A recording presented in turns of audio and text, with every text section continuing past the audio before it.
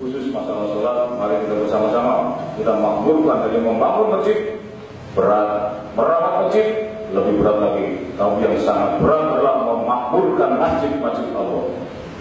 Dan hanya orang yang berimanlah, yang percaya dengan hari akhir, yang mau datang ke masjid. Itu ada ayatnya semua saja.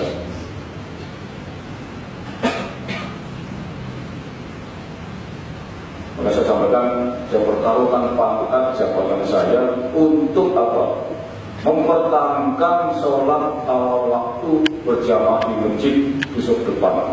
Apapun saya korbankan, nyawa pun saya korbankan sekalian. Apalagi jabatan ini. Ini saya sampaikan kepada sekalian. Betapa penting dan besarnya sholat untuk laki-laki berjamaah di awal waktu di masjid, utamanya besok depan. Ini satu saja yang diberikan oleh saya. Jadi setiap hari saya akan menyampaikan ini untuk jihad sholat 5 waktu ini, awal waktu berjamaah di masjid. Dan ajak yang lain, pelan-pelan ayo. Saya kalau di Mabes Polri diajak senior-senior lagi rapat, saya berikan Pak, kami mau sholat di masjid, ada adan. Di sini kan jamaah, ini kan ada tempat wudhu, bisa datang ada 10, kita jamaah aja. Waduh Pak, nggak boleh Pak, laki-laki itu harus di masjid Pak. Oh kan saya biasa aja sih, nggak apa-apa. Mungkin Bapak nggak apa-apa Pak, saya nggak bisa Pak. Jadi kalau laki-laki sholatnya di ruangan atau di rumah, itu namanya muslim yang solehah. Apa maksudnya tuh? Bencong tuh. Itu saya ngomongnya kasar begitu. Karena dikasih tahu baik-baik, nggak ngerti itu. Ya, jadi dibukanya hati nurani kita tidak tergantung umur, tidak tergantung pangkat, jabatan, kekayaan, ilmu, ganja. Bagaimana nama itu resalian? Niatnya diimplementasikan. Jadi saya ngoreksi sama pangkat dengan tadi saya ngoreksi. Kalau ibadah ada pangkatnya. Kalau udah begitu masuk masjid, nggak ada pangkat dengan K, nggak ada. Saya belakangan jadi sok belakang, pangkat itu yang depan itu nggak ada. Makanya hidup dijalani, kadang-kadang sekarang statusnya pangkat awal itu jalani, itu syukuri terus.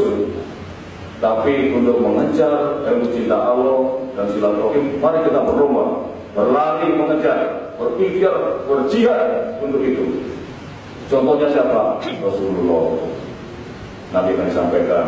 Untuk sementara saya bisa lah, sedikit yang mesti dilihat positifnya, negatifnya banyak. Kapolda banyak juga kesalahan kekurangannya. Paling tidak itulah saya mencoba, karena yang diisap pertama kali adalah sholat, saya mencoba memberikan itu. Jadi kalau sudah Allah menyatakan orang miskin, orang yatim ditinggikan, yakin itu di kacamata manusia memang orang miskin aja kok, orang cacat saja rendah di bawah kita. Anak yatim apa itu anak yatim itu di mata kacamata manusia, hawa nafsu itu sangat rendah. Karena status yang kita buatkan adalah status hawa nafsu, pangkat, jabatan, harta itu, sekolahnya apa gitu. Allah tidak itu. Itulah tertinggi luar yatim. Begitu kita praktekkan, orang miskin yang anak yatim punya masalah kita turun, itu derajatnya langsung naik sekali. Nah, sudah saya implementasikan dengan saya nolong orang Selatan kemarin. Itu orang nggak tahu siapa itu. Saya angkat, niatnya hanya mengharapkan ridho Allah dan melaksanakan tugas saya selaku Polri. Dan saya tidak bawa pangkat, saya angkat itu. Sampai detik ini diskusi itu di media masih banyak sekali.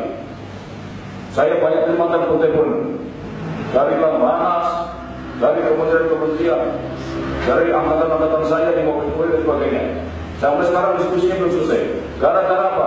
Cuma Kapolda, hukum masyarakat korban kecelakaan itu dianggap aneh saja. Karena apa?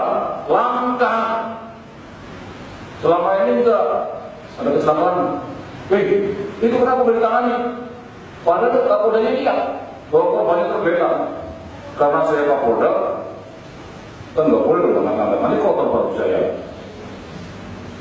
Mobil saya tak masukin korban kecelakaan, nanti kan ada darah. Ini kan mobil jenderal. Nah itu hawa nafsu, semuanya masih seperti itu. Maka perubahan tidak akan terjadi, kalian.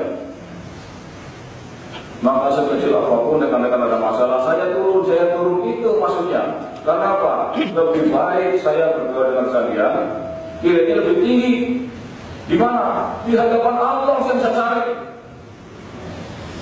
Karena yang menyelesaikan bukan kita, Allah yang Maha Kuasa. NTB aman karena polisi, bukan. Karena Allah yang berkehendak, NTB sampai sekarang aman. Kita hanya diberikan ikhtiar saja, tapi berserah diri kepada Umar. Makanya kita berserah diri. Maka 3 kolom yang sampaikan: prediksi terburuk, kesiapan dan upaya optimal, berserah diri kepada Allah Subhanahu Wa Taala. Itulah implementasi tawakal dalam tugas kepolisian. Sekian dan terima kasih. Assalamualaikum warahmatullahi wabarakatuh. Waalaikumsalam.